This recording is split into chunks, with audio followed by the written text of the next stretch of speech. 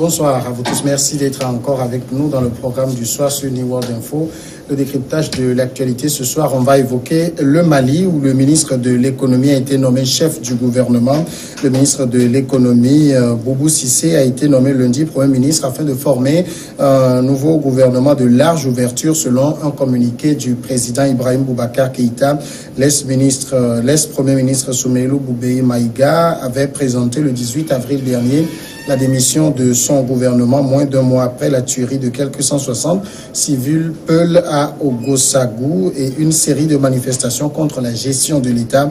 Les participants à ce rassemblement accusaient l'État d'incapacité à assurer la protection des populations mais aussi de ses militants. Et à la suite de cette démission, on se le rappelle, la majorité et l'opposition avaient déposé une motion de censure contre le gouvernement. On va évoquer donc ce sujet avec notre éditorialiste Mamadou Diouf. Bonsoir Mamadou Diouf. Bonsoir Samuel. D'abord, est-ce qu'il faut dire que Boubou Cissé fait partie des fidèles parmi les fidèles d'Ibrahim Boubacar Keïta? Fidèle, on pourrait le dire en constatant le fait que depuis qu'il est rentré dans le gouvernement, il n'en est pas ressorti. Mais s'il faut utiliser l'expression sur le plan politique, ça devient autre chose, puisque les Maliens, en l'appréciant, une des choses que les Maliens ont apprécié chez lui, c'est le fait que ce soit un technocrate apolitique. Donc, il peut être fidèle au président de la République, parce qu'avec le président de la République, il veut servir le Mali, mais il n'est pas dans la peau d'un partisan appartenant à un parti, réagissant avec les logiques de parti. De sorte que dans les réactions qu'on a vues, il y a surtout cet aspect technocrate apolitique sur lequel les gens ont beaucoup insisté pour apprécier sa nomination. Alors on avait entendu depuis la démission de l'ancien Premier ministre qu'il fallait nommer un nouveau Premier ministre qui fasse l'unanimité et le consensus. Est-ce que c'est le cas actuellement? Pour le moment, on peut dire que c'est le cas. Parce que si on prend la réaction du chef de file de l'opposition, Soumaïla Cissé, il dit qu'il est prêt à rencontrer le chef du gouvernement. Il dit également qu'il est ouvert à des discussions. La seule chose sur laquelle il n'a pas répondu clairement, puisque le président de la République a dit qu'on veut un gouvernement de large ouverture, est-ce qu'il est prêt lui-même à rentrer dans le gouvernement ou à envoyer des gens de son parti dans le gouvernement? Il n'a pas donné de réponse sur ce plan-là. Évidemment, le parti au pouvoir, ils ont salué la nomination. Les syndicats des enseignants ont salué également la nomination en disant que c'est quelqu'un qui connaît très bien ce dossier des enseignants, puisqu'en tant que ministre de l'économie et des finances, ils avaient déjà eu à discuter avec lui. Donc, a priori, c'est comme si les gens s'accordent sur le fait que Cissé peut parfaitement être l'homme de la situation. Mais il ne faut pas qu'on oublie qu'il n'a même pas encore mis en place un gouvernement, il n'a pas encore agi. Donc, on est juste pour le moment sur des gens qui se prononcent sur le principe que la personne peut faire l'affaire. Et certains le répètent, ce que le président a dit, il faut un gouvernement de large ouverture, il faut un gouvernement de combat. Chacun utilise son expression pour montrer que, bon, l'homme peut être l'homme de la situation. Est-ce que Boubou Cissé fait partie de ceux qu'on appelle des personnalités neutres ou bien il est aussi politiquement coloré? On ne peut plus dire qu'il est neutre parce que quand tu participes dans un gouvernement, même si tu n'es pas dans le parti du président de la République, tu réponds du programme du président de la République. En Afrique, de façon générale, vous n'avez pas ces négociations. Quand vous avez besoin d'une personne, vous négociez avec la personne et la personne exige que l'on prenne en compte tel ou tel aspect. Généralement, on vient, il y a une politique qui est là et la personne se met à exécuter la politique sans pour autant nécessairement avoir demandé qu'on change quoi que ce soit. Donc, dire qu'il n'a aucune coloration politique, ce serait exagéré parce qu'il est dans une politique. Mais on ne lui connaît pas une appartenance de parti comme un militant, comme quelqu'un qui est là, qui fait campagne pour ou contre. Ça, on ne le lui connaît pas. Et les Maliens comptent à la limite sur ça pour que le consensus qu'on veut avoir autour du futur gouvernement, qu'il puisse y arriver à cause de cette identité qu'on lui reconnaît. Généralement, dans les pays qui vivent la situation du Mali, je veux évoquer la situation sécuritaire, on choisit plutôt des premiers ministres qui ont été anciens ministres de l'Intérieur ou de la Défense. En allant choisir son ancien ministre de l'Économie et des Finances, est-ce que Ibeka envoie un message? Oui, le message est extrêmement clair. Le message est extrêmement clair. Vous avez dit au départ, dans vos propos, que le Premier ministre a démissionné après, l'ancien Premier ministre a démissionné après le massacre des Peuls. Ce Premier ministre est un Peul. Donc il y a un message qui est là pour dire aux Maliens que les Peuls font partie du Mali. Non seulement ils font partie du Mali, mais ils peuvent se retrouver dans les premiers rôles au niveau de ce pays. Il y a ce message qui est là, qui est très clair. Il y a un autre message qui est là. Le Mali n'a pas seulement un problème sécuritaire. Le Mali a un énorme problème de développement. Vous avez un technocrate qui est là, qui est docteur en économie, qui a été au FMI, qui a été formé en France, en Allemagne, aux Émirats arabes unis, etc.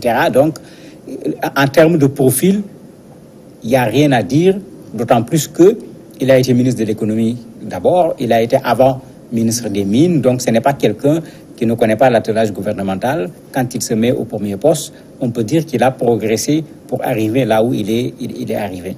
Le dernier élément, on n'a pas nécessairement besoin d'un militaire pour régler les situations de crise.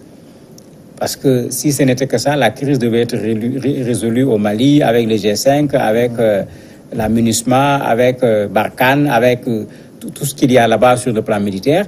Peut-être que le président malien, puisqu'il dit qu'il a entendu ce que les populations ont dit, peut-être qu'il a compris que c'est le moment également de mettre quelqu'un qui puisse mettre les Maliens de façon générale ensemble pour que le problème du Mali aujourd'hui soit un problème qu'on va discuter pour trouver une solution.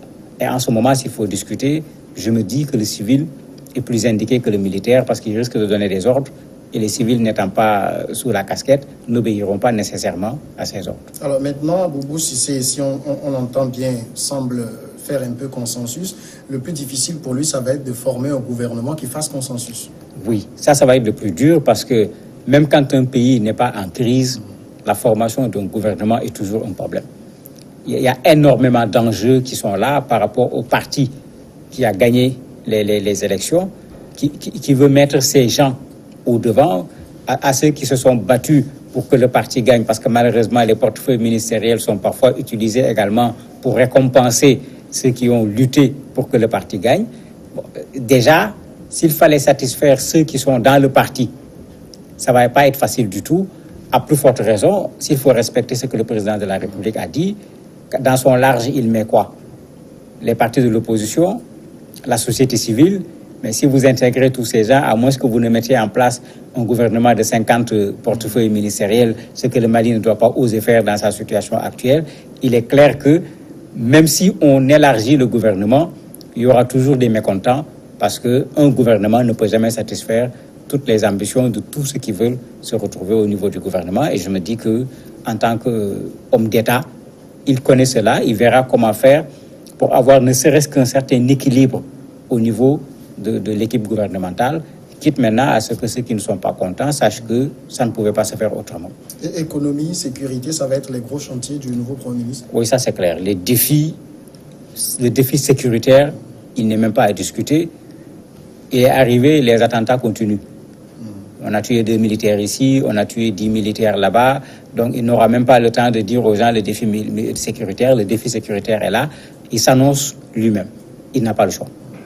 Le défi économique, il est également là. Le Mali est fatigué sur le plan économique. Et ça se comprend. Un pays ne peut pas être en guerre et voir son économie évoluer.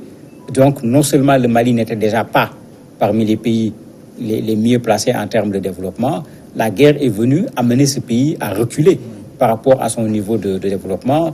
On a vu tout récemment, même les commerçants, ceux qu'on croit généralement en dehors des crises institutionnelles, parce que souvent dans l'informel, même ces gens sont en train de se plaindre que dans leur informel même, ils subissent aujourd'hui la crise. On a vu les grèves, les mots d'ordre de grève. Le Mali partait pratiquement vers une grève générale parce que tous les secteurs étaient en train de contester. Il y a ce défi qui est là, effectivement, que le Premier ministre doit pouvoir relever et il doit le connaître parce que ancien ministre de l'économie et des finances, il connaît très bien les revendications des syndicats puisque quand l'État doit satisfaire ses revendications, on s'adresse au ministre de l'économie pour savoir ce que le budget peut faire et ce que le budget ne peut pas faire. Alors, est-ce que ce ministre a déjà reçu bon écho au niveau du nord du pays où on sait que cette partie avait eu pendant longtemps des velléités sécessionnistes? On n'a pas encore entendu les Touaregs réagir, on n'a pas encore entendu les gens du nord réagir. Et est-ce qu'il faut les écouter par rapport à une telle situation? Parce que le nord du Mali fait partie des problèmes du Mali. Je me dis que le Premier ministre doit certainement emprunté la méthode Boubèye Maïga. Parce que dans ce qu'il avait réussi, il y avait cela. Il était le Premier ministre qui a pu aller au nord, qui a pu aller à Kidal, qui a pu aller dans ces zones qu'on considérait un peu comme des zones en partie indépendantes par rapport au centre du Mali. Et il avait réussi à le faire là où d'autres, soit n'avaient pas osé aller, ou quand d'autres comme M. Mara sont allés, ça s'est traduit par des coups de feu. On a dû cacher le Premier ministre et le faire repartir avec l'amunissement. Je me dis qu'il doit peut-être prendre école au niveau de l'ancien Premier ministre pour que ces gens-là sachent que M. Cissé n'est pas le Premier ministre de Bamako, mais il est le Premier ministre du Mali, le Nord y compris. Et Boubèye avait montré cette ouverture. Pourquoi pas dans le gouvernement également faire preuve de cette ouverture en mettant des Touaregs, des gens du Nord à l'intérieur du gouvernement pour que ces gens se sentent concernés par l'équipe gouvernementale. Alors Boubèye Maïga, est-ce qu'il part à la retraite ou il va nourrir des ambitions pour le futur? Et je me dis qu'il va nourrir des ambitions pour le futur parce que tout le monde disait qu'il avait des ambitions pour que, puisque le président de la République, Ibeka, est à son deuxième mandat, il ne peut pas avoir de troisième mandat. Tout le monde se disait qu'il était en train de se positionner pour être le candidat du RPM, le parti qui porte le président de la République. Maintenant, il reste à savoir est-ce qu'au niveau du parti, on va continuer à le porter. Parce que la motion de censure, les membres du parti s'étaient mis également dans la danse pour destituer le Premier ministre. Est-ce que ceux-là qui ont voulu le destituer vont accepter de se mettre derrière lui pour une campagne électorale?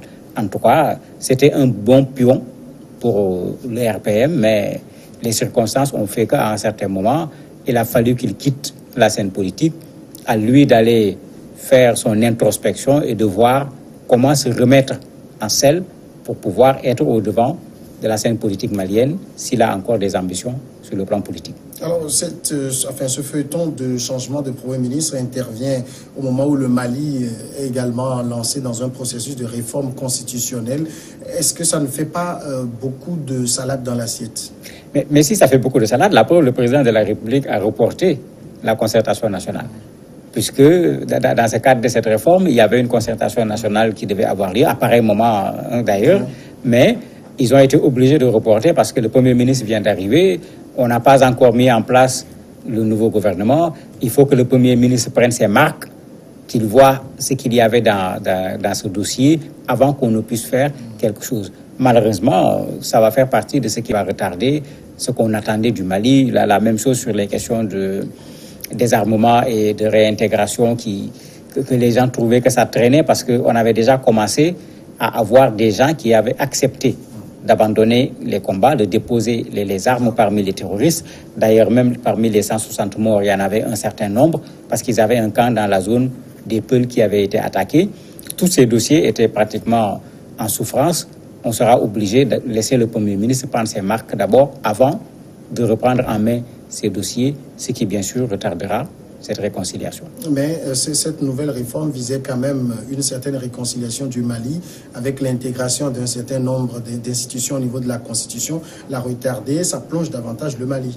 Oui, mais on n'a pas le choix. On a un nouveau Premier ministre. Il y a une coïncidence même au niveau des dates.